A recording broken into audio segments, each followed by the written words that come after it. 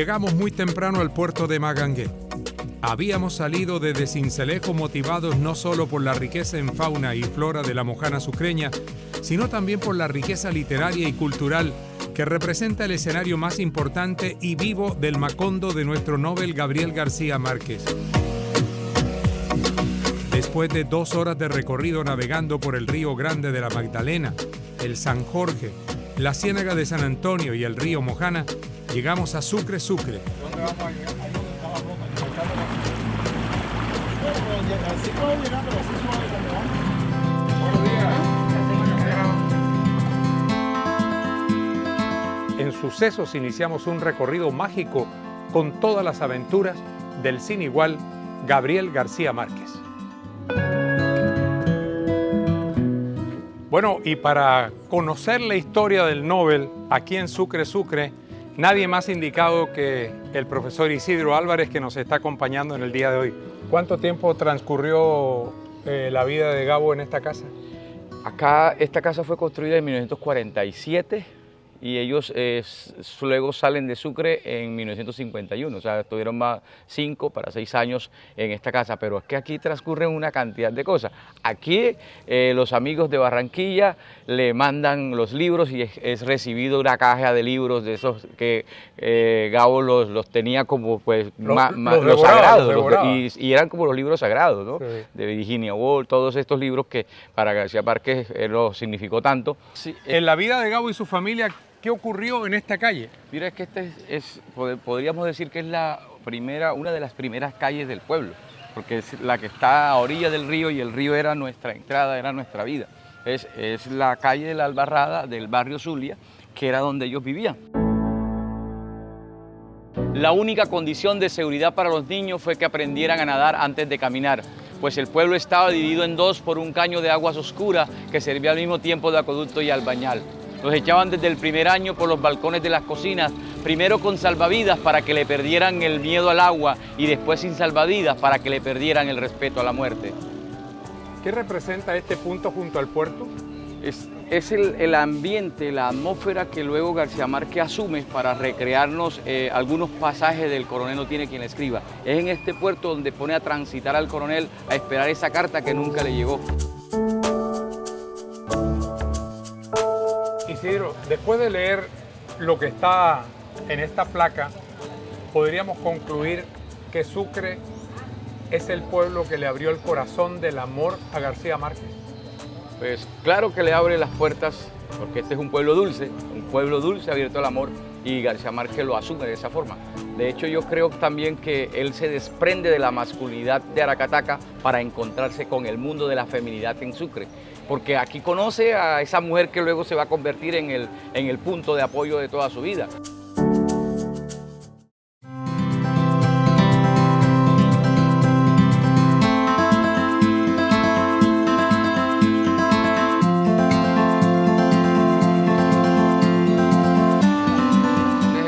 En este pueblo no hay ladrones. El billar como el centro también del encuentro, de la discusión, del análisis, ¿no? Es un lugar en donde todos los hombres venían a encontrarse para discutir las cosas del pueblo, y de hecho el padre García Márquez también venía acá y un día sacó un revólver diciendo que si en algún momento le sacaban un pasquín a una de sus hijas había muerto, y además traía el investigador más famoso de Cartagena para que descubriera quién colocaba los pasquines, porque estamos también en el pueblo de los pasquines, el mismo que permitió la atmósfera de La Mala Hora, pero también el mismo que permitió el cuento y varios de los cuentos de los funerales de la más grande, y uno de esos es En este pueblo no hay ladrones, que es donde se pierden las bolas del billar y se paraliza todo el pueblo, y se paraliza todo el pueblo y el pueblo comienza a hacerse sospechoso de todo. Es sospechoso el alcalde, es sospechoso el juez, es sospechoso la misma policía, porque en un pueblo donde no se pierde nada, se pierden las bolas de billar, precisamente las bolas de billar, y el pueblo se paraliza porque el señor Miguel Navarro decide clausurar el lugar hasta cuando no aparecen en la bola de billar. Lógicamente, si era el centro de encuentro de todo, el pueblo también se paraliza. El duelo le coloca un manto morado a las mesas de billar hasta que no aparecen en la billar. Y así, con esa presión, el pueblo en sí comenzó a buscar las bolas de billar hasta que aparecieron, porque en este pueblo no hay ladrones y no podían perder simplemente una bola de billar. Sucesos, historias bien contadas. Sucesos, historias bien contadas. Isidro, lo que advierto aquí en el centro de Sucre, en mucho balcón, por momentos se puede parecer a Cartagena, la arquitectura de Sucre. O quizás la plaza de San Nicolás. Bueno, Barranquilla, mira, claro, porque es que ese espacio que nos permite el río de encontrarnos con otros pueblos, lo que hace la gente es asumir los estilos arquitectónicos y comienzan a implementarlo acá. Y con toda esa influencia económica y todo ese auge económico que tuvo Sucre en la primera mitad del siglo XX, que permitió la llegada de migrantes sirios, libaneses, italianos y franceses, pues se permite también explayarse en esta arquitectura que es un poco no tan reconocida en los distintos pueblos del Caribe, porque es un casi que especial en esta zona.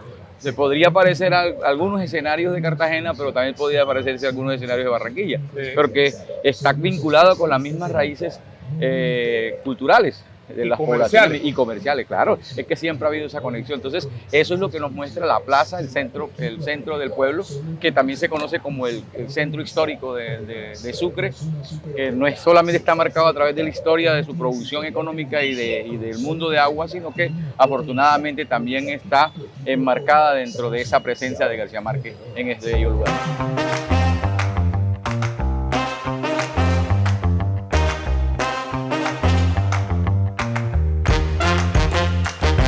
Isidro, ¿hay alguna relación o hay algún momento importante en la vida de Gabo en Sucre con la iglesia a propósito de que estamos a las puertas de esta capilla?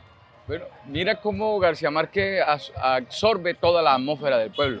Y lógicamente en un pueblo parroquial en donde la iglesia es el poder extremo, el poder supremo, la iglesia no se queda por fuera. La iglesia era el lugar donde él se iba a encontrar con el séptimo arte. A pesar de que aquí habían dos salas de cine, la iglesia también proyectaba películas. Y aquí él se robaba los tiquetes para entrarse escondido también a veces las películas en la iglesia, con los curas españoles. Y que la iglesia, que fue ayudada a construirse por la familia, con bingos y todo, y vendiendo pasteles y dulces, él también la enmarca dentro de su memoria, la recuerda mucho y la compara con la iglesia de Colonia en Alemania. Imagínense, comparar este monumento con aquel, o sea, lo que representaba la iglesia. Pero fue el escenario también de parte de sus obras. Es que allí, a esa iglesia es donde va, en donde él pone a correr a los hermanos vicarios después que asesinan a Santiago Nazar, y es donde se entregan al cura, es en la misma iglesia. Es la misma iglesia que asume para que se case la pareja que aparece en Crónica de una Perturbada de Santiago Nazar y por la que matan a Santiago Nazar. O sea, ahí se realiza el matrimonio. Y es el mismo escenario que muestra también en La Mala Hora, en donde el cura Ángel aparece capturando los ratones dentro de la casa cural o dentro de la casa de Dios, pero que en la vida real son los curas que comienzan a coger pescados dentro de la iglesia cuando el pueblo se inunda. O sea, si hay una cuestión de ficción, pero de realidad también. Entonces, la iglesia se convierte en un gran elemento para la memoria de García Márquez y para la construcción literaria.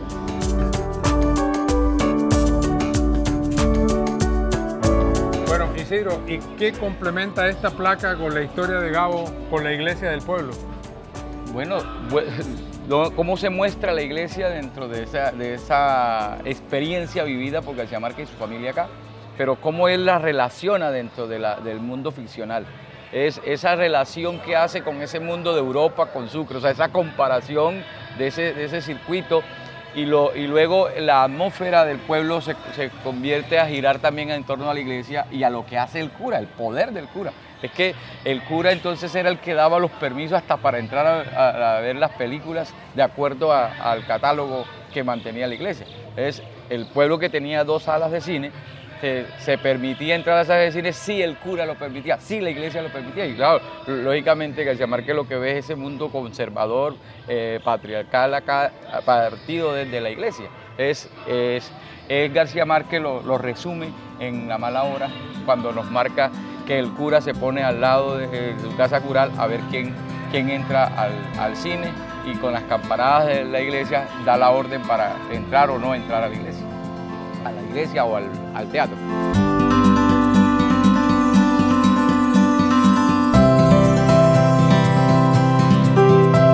Bueno, Isidro, en esta esquina ocurre algo muy importante en la vida de García Márquez, dentro de todo ese mundo maravilloso que él se creó, pero que tiene también mucho de realidad. Sí, es que este es un pasaje que tiene Santiago Nazar, o en la vida real Cayetano Gentile, minutos antes de que lo maten los hermanos Vicarios o los hermanos Chica Sala. Porque aquí, cuando está en este punto, lo están divisando los hermanos Chica, que están al otro lado de la plaza, y cuando se le lanzan con cuchillo en mano para asesinarlo y cobrarle el honor por haberle quitado o haber estado envuelto en la pérdida de habilidad de su hermana. Es en este punto precisamente, y aquí lo vienen a acuchillar, pero él sale corriendo hasta su casa, que está próxima acá, y encuentra la puerta cerrada, y luego sigue en el recorrido buscando la parte posterior de su casa para entrar y resguardarse de lo que iba a ser el asesinato, pero que al final se dio porque no alcanzó a entrar a su casa. Aquí hay una descripción gastronómica de todo lo que se podía encontrar en la plaza de Sucre. Sí, en la plaza de Macondo, en la plaza de Sucre y en toda La Mojana. Es no solamente la descripción de la carta gastronómica, sino también de la misma ambientación de la plaza. Una plaza que luego la va a describir en uno de esos cuentos fantásticos como Los Funerales de la Dama Grande, porque de hecho ese personaje central de los funerales va a vivir en esta casa y tiene nombre propio. El nombre original es María Amalia Sampaio de Álvarez, la esposa del más rico de La Mojana, la familia más rica, más poderosa, no solamente económica, sino política, porque colocaban gobernadores, alcaldes y hasta el sumo pontífice hicieron llegar el día que falleció.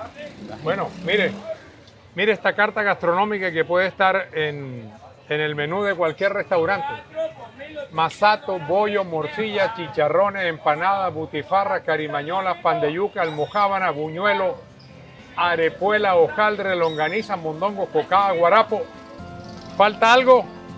Y todo en el mundo de una feria. Y esa feria debe ser la feria que aquí se realiza en el mes de mayo, alrededor de la Santísima Cruz, pero que aquí es alrededor de la Virgen o de la Mamá Grande.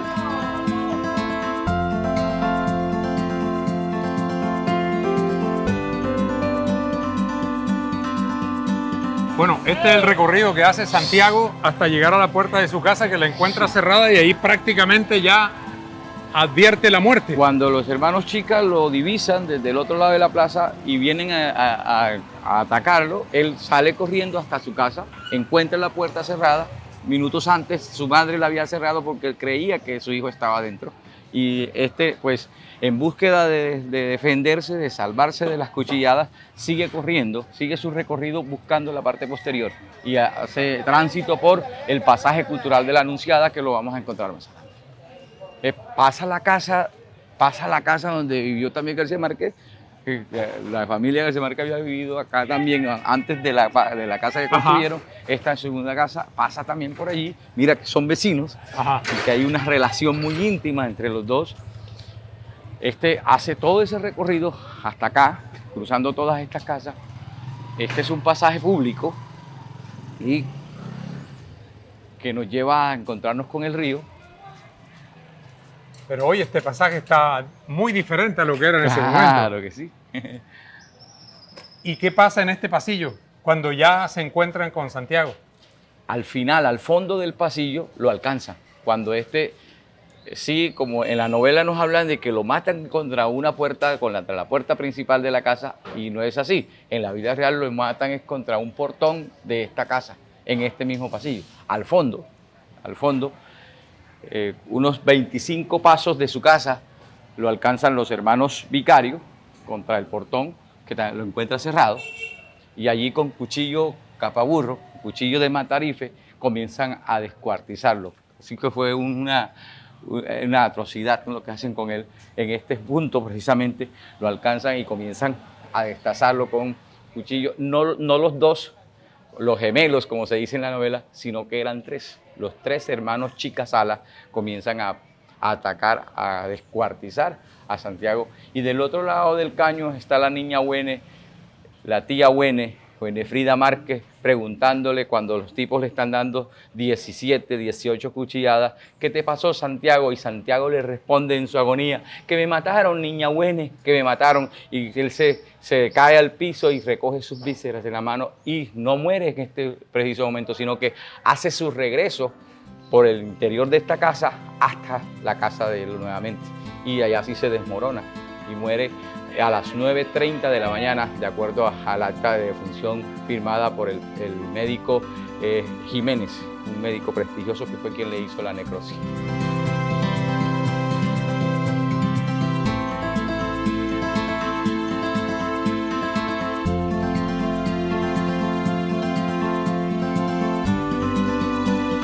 Este espacio tiene una gran importancia porque cuando decía que la familia García Márquez viene de Sucre en 1939, su primera casa tomada en arriendo, que tiene Gabriel Eligio en Sucre, es esta casa. Una casa de madera, con balcón de madera, de 2 pisos, en donde comienza también a extenderse la saga García Márquez.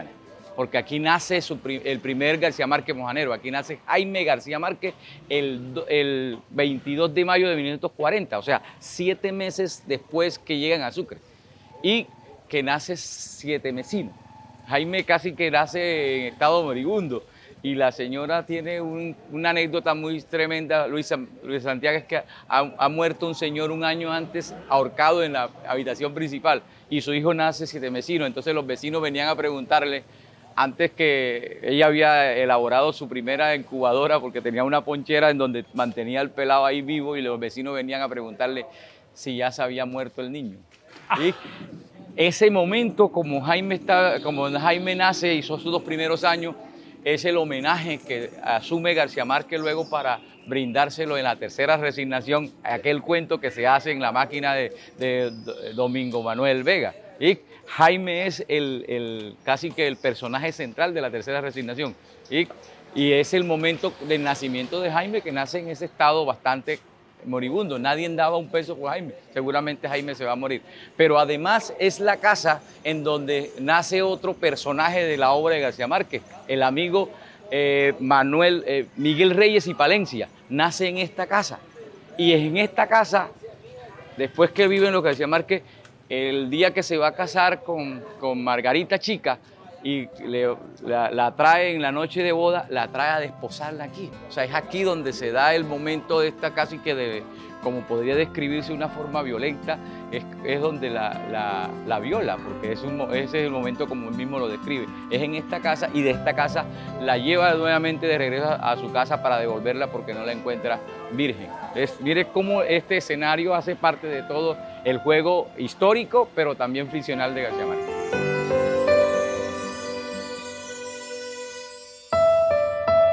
Sucesos, historias bien contadas. Sucesos, historias bien contadas.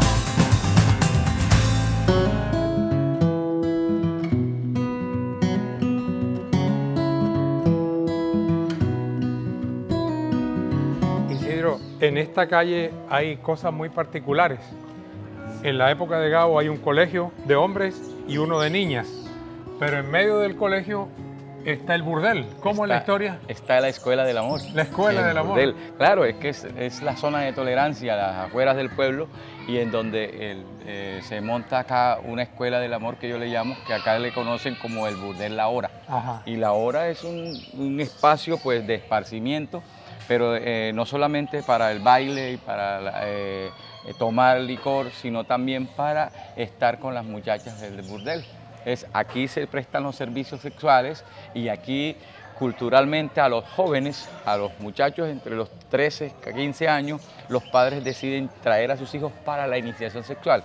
Y dentro de ese espacio también fue vinculado el puberto Gavito.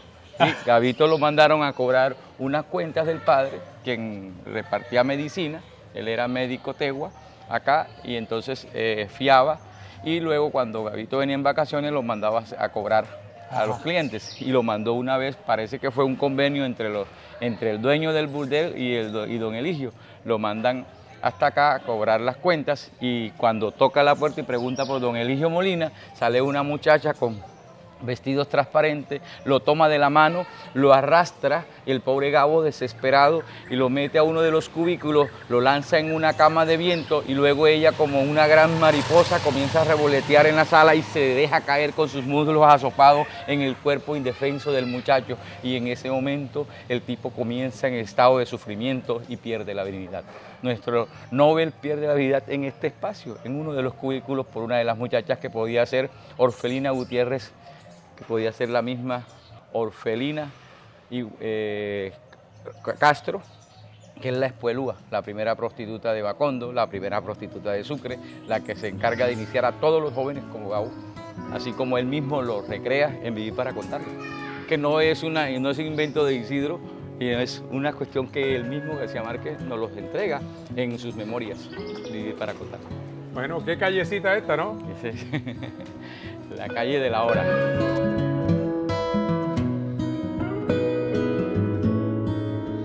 Esta es una de los mausoleos más representativos y quizás también uno de los más visitados, lógicamente con relación a esa publicación de Crónica de una muerte anunciada y ese personaje central como es Santiago Nazar, porque en la vida real es Cayetano Gentile, el amigo de Gabo. O sea, este homenaje no es a la sangre, a la muerte, yo lo que creo que es el homenaje a la amistad, a la gran amistad que existía entre esta persona y García Márquez porque eran vecinos.